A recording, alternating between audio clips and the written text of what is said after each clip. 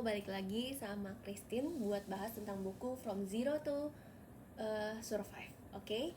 Dari Theoderic. Kita akan bahas tentang gimana kalau nggak punya silver spoon, oke? Kita lanjut.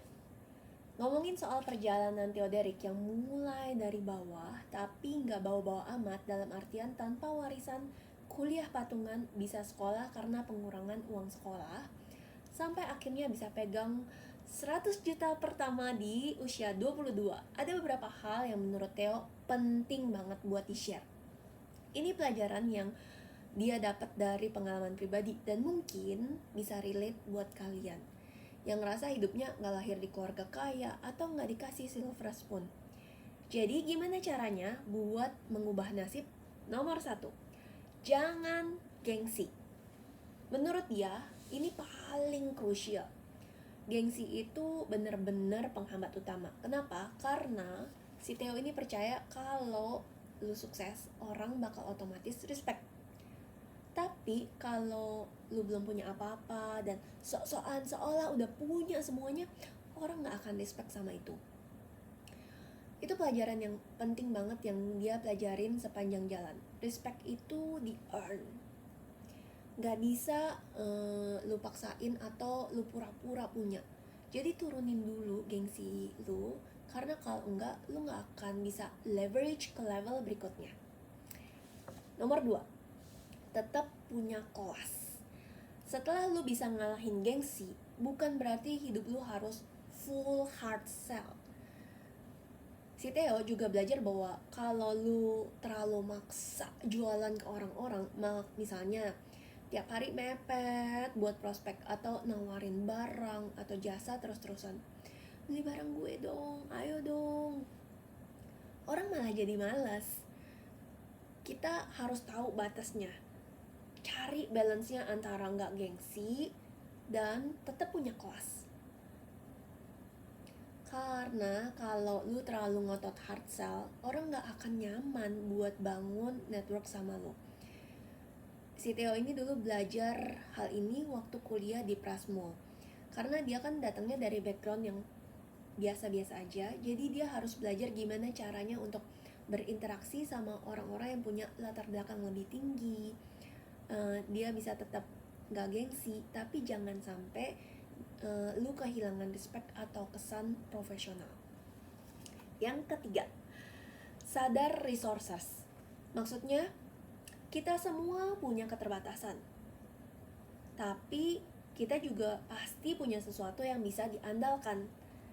Mungkin itu skill, modal, atau koneksi. Ya, sadari dan kenali itu semua. Lalu gunakan itu dengan maksimal buat naikin hidup lo. Pindahin fokus lo dari apa yang lo gak punya menjadi lihat dan maksimalkan apa yang lo punya, dan manfaatin itu. Jadi buat kalian yang ngerasa gak lahir di keluarga kaya atau gak punya privilege, itu bukan akhir dari segalanya. Yang penting jangan gengsi buat maksimalin apa yang ada, tahu cara bergaul atau networking, dan sadar potensi diri. Itu hal-hal sederhana tapi powerful banget buat mengubah nasib. Oke, next kita akan lanjut ke tentang ngomong sama diri sendiri. Oke, kalau si Theoderic bisa balik ke masa lalu dan ketemu sama diri dia yang masih berumur 20 tahunan, jujur, si Theo ini bakal lihat seorang remaja yang lagi bingung, yang lagi menjalani hidup kayak roller coaster yang gak pernah berhenti. Dia dagang buat bertahan hidup dan kuliah, tapi gak tahu buat apa itu yang si Theo ini jalanin buat semua itu. Ibaratnya si Theo cuma fokus bertahan, bukan beneran hidup. Theo itu tinggal di Mangga Besar, tempat yang banyak orang bilang sebagai red districtnya Jakarta. Buat anak muda yang baru mulai megang duit, godaannya gila-gilaan bro. Setiap hari si Theo ini ngelewatin gereja yang selalu dia datengin, tempat dia cari kedamaian. Tapi cuma beberapa langkah dari situ ada klub malam yang heboh banget. Lampu-lampu neon berkilau, suara musik keras, dan orang-orang hilir mudik keluar masuk. Bayang gak? Dunia di depan matanya Theo itu kayak dua sisi yang bertolak belakang, dan Theo ada di tengah-tengahnya. Kalau saat itu si Theo bisa ngomong sama diri Theo yang masih bocah, dia bakal bilang, bro, santai. Tuhan lu tuh jauh lebih besar dari semua masalah ini. Si Theo yakin banget kalau aja dia bisa ketemu sama Theo yang dulu, dia pasti mikir hidupnya kacau banget. Seakan-akan semua yang ada di tangan dia, semua harus dia kontrol. Semua harus beres di tangan dia. Padahal hidup tuh gak gitu. Lu gak punya kendali atas semuanya. Dan itu gak apa-apa. Si Theo tahu rasanya pengen ngehandle semua masalah sendiri. Tapi saat si Theo bakal bilang ke dirinya sendiri nih kayak gini, lu gak perlu over pressure diri lu buat ngeberesin semua itu. Ada hal-hal yang di luar kendali lu dan itu bukan salah lu. Terus si Theo juga bakal bilang ke diri dia yang dulu, yuk cari circle yang benar, yang bikin diri lu itu bertumbuh. Percaya deh, lingkungan sekitar lu itu berpengaruh banget nantinya lu akan jadi siapa. Si Theo merasa beruntung banget waktu itu, puji Tuhan.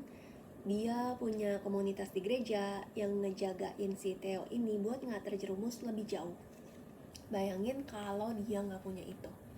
Mungkin si Theo sekarang ini gak bakalan nulis buku ini. Dan kita gak bakalan baca cerita ini. Setiap kata-kata, pemikiran, dan nilai-nilai yang kita dengar tiap hari dari orang di sekitar tanpa sadar masuk ke dalam kepala kita dan membentuk diri kita. Jadi, kelilingin diri lu sama orang-orang yang punya nilai baik dan membangun. Dari situ, lu bakal tumbuh, berkembang, dan berbuah. Si Theo yakin itu karena dia pun berasal dari situ. Dia juga pengen kita ngerti bahwa hidup itu selamanya akan selalu diisi dengan masalah. Tapi di balik semua masalah yang kita hadapin, ada pembentukan dan penyertaan yang ditaruh oleh Tuhan yang lebih besar dari hidup kita ini untuk bikin diri kita jadi berkembang dan bertumbuh.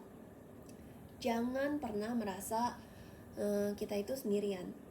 Hidup tuh bukan soal nge-push diri kita sampai titik penghabisan, tapi tentang survive dan biarin diri kita dibentuk.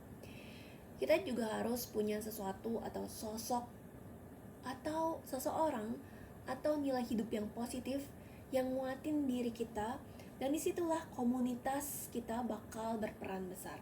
Jadi buat kita yang lagi ngerasa terjebak di situasi yang gak bisa kita kontrol, pesannya si Theoderic itu cuma 2. Chill, Tuhan kita lebih besar dari semua masalah itu, enjoy dalam proses pembentukannya. Pastiin kita itu dikelilingi sama orang-orang yang benar, yang bisa ngasih kita pandangan yang benar dan kekuatan di saat kita jatuh. Hidup gak harus sempurna guys, tapi dengan 2 hal itu, yang tadi chill dan dikelilingi sama orang-orang yang benar, si Theo yakin kita bakal bisa survive menghadapi apapun yang ada di depan kita. Dalam hidup, kita sering merenung tentang apa yang bikin seseorang bisa bertahan di jalur yang benar. Apalagi di masa-masa remaja, ketika godaan dan pilihan yang salah begitu gampang diambil. Si Theo belajar kalau lingkungan punya peran besar dalam membentuk siapa kita. Dia tahu setiap orang itu berbeda-beda, tapi buat dia punya teman yang sedikit fanatik sama nilai agama justru malah jadi penyelamat. Oke, kita ulang lagi satu lagi. Hidup itu bukan soal nge-push diri lu sampai titik penghabisan, tapi tentang survive dan biarin diri lu dibentuk. Oke, itu dulu. Nextnya kita akan lanjut ke video terakhir untuk part 1. See you on the next video. Bye.